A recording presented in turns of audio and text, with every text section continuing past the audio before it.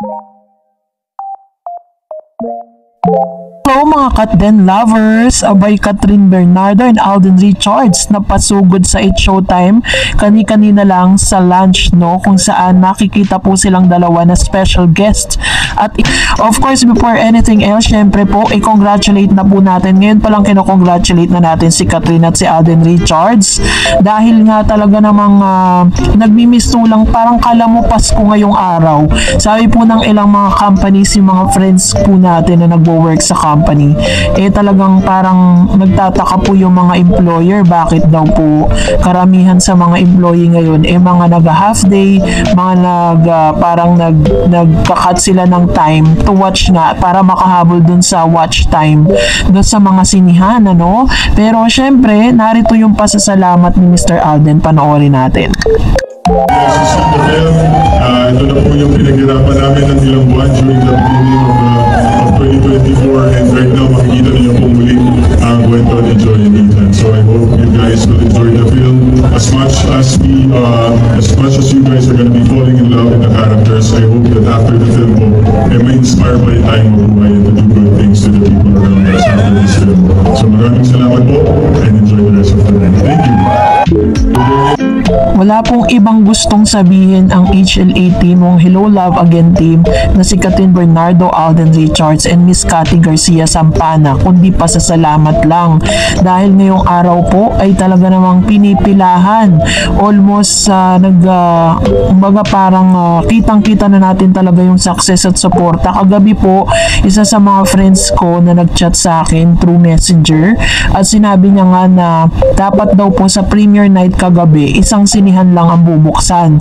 Pero dahil sa dami ng mga taong gustong maka-witness ng movie, no, sila po yung first hand, talagang napilitan po ang Mega Mall na magbukas ng 3 cinemas para lang po ma-accommodate ang lahat sa pagkagusto na mapanood nga itong movie na ito.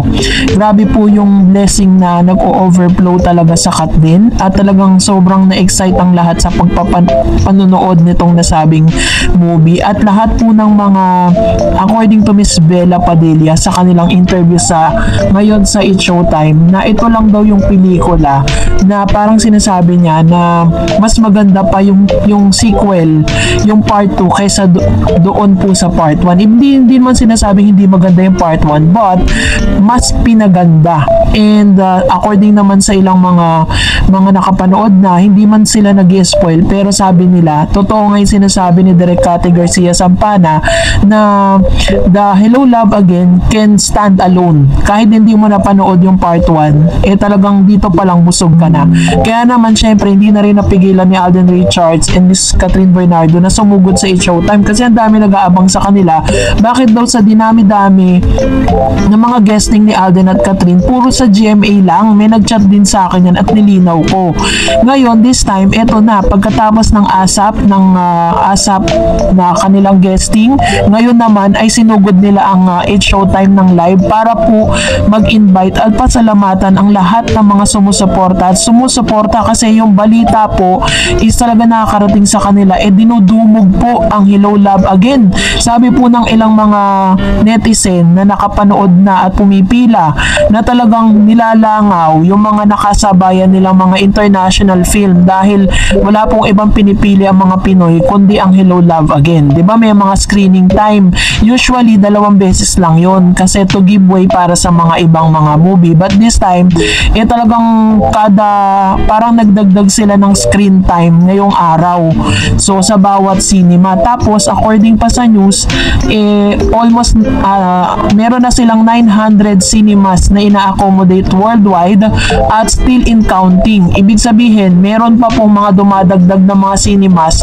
na nagbubukas para po sa Katden. Grabe, diba? Ngayon lang po, kung kailan po siguro parang testing the water kasi yung ilang mga cinemas na parang isa lang talaga yung ibinigay. Pero ngayon, first time din to na sa isang cinema or sa isang mall, 2 cinema yung nagsasabay na nanonood sila sa sabay na oras kasi 2 sinihan ang binuksan.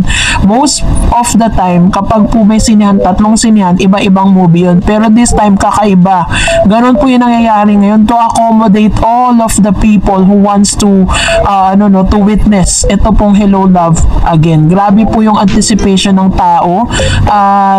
Hanggang sa ngayon nag-aantay pa tayo, still and counting kung magkano na po yung kinita. Pero sabi po nung pre-sale pa lang nasa 34 million if I'm not mistaken, or 35 million ang kinita po para sa pre-sale. Hindi pa po nila inalalagay yung total amount na kinita during the midnight screening and as of this moment ng 3 PM. So mag-aabang po tayo.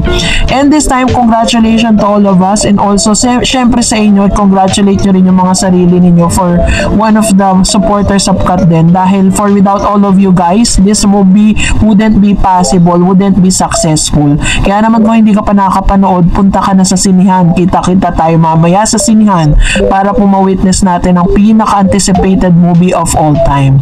And for that, narito naman ang ilan sa mga komento at reaction po ninyo patungkol naman sa ating latest updates. Magbabasa tayo at magre-react tayo sa mga komento ninyo. Unahin natin ang komento mula kay Miss Lourdes. Bakit kaya wala yung ibang friends ni Kat sa premiere night? Grabe naman sila, di supportive kay Kat. Buti na lang andyan si Julia Montes waiting your movie here in Las Vegas. Actually po, maaaring may mga personal na rason kung bakit po wala sila, pero bakit naman po yung iba, katulad po na may mga celebrity na hindi natin nakita sa red carpet pero umabot sila sa premiere night. May mga ganun maaaring nandun yung mga kaibigan nila, hindi nga lang sila visible. Tulad po si Miss Angel Locsin, nandun pala siya pero ayaw niya magpa-interview, ayaw niya pong makunan ng mga videos. Sabi ni Miss Rose Rose, wow, salamat Mr. X kasi lagi update kasi dito kami sa Kuwait para wala dito ipapalabas na HLA. Box office hit ito, congrats HLA team. Ayan, ang sad naman kung wala naman sa Kuwait. No, sana po mabigyan din kayo ng chance na mapanood po ninyo yung movie nila, kasi para at least diba, para po kasi sa lahat ng OFW dito Sabi ni Mr. Dan Vergara, Diyos ko Lord, super bagay, pari na lang ang kulang. We love you both, Attorney and Soity. Alam niyo po, wala po parang binansagan siya ni Mr. MJ Felipe na Attorney Catherine. Lahat na ata ng tao, lahat ng mga Katden at lahat ng mga followers po nilang tawag kay Catherine Attorney. Kaya nung in-interview po sila, yes, Your Honor. Ganun na yung sagot ni Miss Catherine, diba? Sabi ni Miss Ashinetano, mukhang kasala na talaga to, kompleto parents ni Kat at ganun din ang Fulkerson family. Ay, congratulations Richard Fulkerson Jr. and Catherine Chandria Manuel Bernardo Fulkerson. Yes, palitan na ng apelido to, diba? Wala nang atrasan yan. Nakita natin si Daddy Ted, no, na nanood po siya at naging emotional lang lahat Talagang sarap panoorin, parang hindi na ako makapag-antay. So mamaya po pupunta na kami sa sinihan to watch the movie. And sabi ni Ma'am si Helen Clarissa, dumating din ang pinakahintay ni Joy at Ethan, Kat din forever. And sabi ni Miss Mel Calonzo, you're so beautiful Catherine. Ayan, ito naman yung kanyang komento patungkol sa bagay na ito. And talagang sobrang glowing po siya. Silang dalawa ni Alden Richards, pares pa silang naka-white, very glowing po siya. And sabi ni Miss Annalisa Saratan, asan yung mga bashers na lalangawin ng movie, pahiya kayo, no? Love you, Kat din. And sabi ni Miss Lenny, ang ganda ng terno nila, Kat. Sabi ni Ma'am si Jenny, maraming thank you Ma'am Dar sa pag-update sa video, super ganda at sexy ni Miss Kat. Ganon din si Alden, ang pogi, super bagay na bagay. Ayan, ganito naman yung kanyang komento patungkol dito po sa mga napanood natin kagabi. And while I was watching those videos, talagang super, ang saya ng puso ko that time, kasi nakikita natin talagang yung pinaghirapan natin, yung pinagtatanggol natin for almost how many months, yung pinapromote natin for almost how many months, ito na po yung success, dahil part po kayo ng success ng movie na ito, kasi without all of you guys who support Kat din, hindi rin naman magiging box office yan kung hindi nyo susuportahan, kung hindi, kahit na gaano kagaling ang isang artista kung walang mga supporters, walang katulad po ninyo mga Kat din, Aldenatics, mga Catherine lovers, diba? Hindi rin naman magiging successful yan, kaya naman thank you so much to all of you, no? And sabi ni Ma'am si Annabelle, hello Miss Tarets, grabe dinumog pa rin ng mga tao, tomorrow na talaga, this is it. Congrats HLA team at Kat din. Oo nga, no, all white ang dalawa, parang may wedding na magaganap. At look naman suot ni Kat, backlist talaga, sexy match, star-studded din. Julia and Coco Martin all support talaga din, very happy, very successful ang premiere night. At balita ko, mag-celebrate sila sa Stardust sa bar ni Alden. Both families are there. Can't wait for tomorrow showing. Salamat Miss Tarets sa updates. Good night and have a nice evening. Ayan, see you in cinemas po. Ako po, I'll be watching the movie dito sa malapit sa amin sa SM San Lazaro. And ito po yung mapapanood mamayang 5:30 or 5:45 PM. Magsa-start na po yung second screening nila. Kasi ang first po is 12.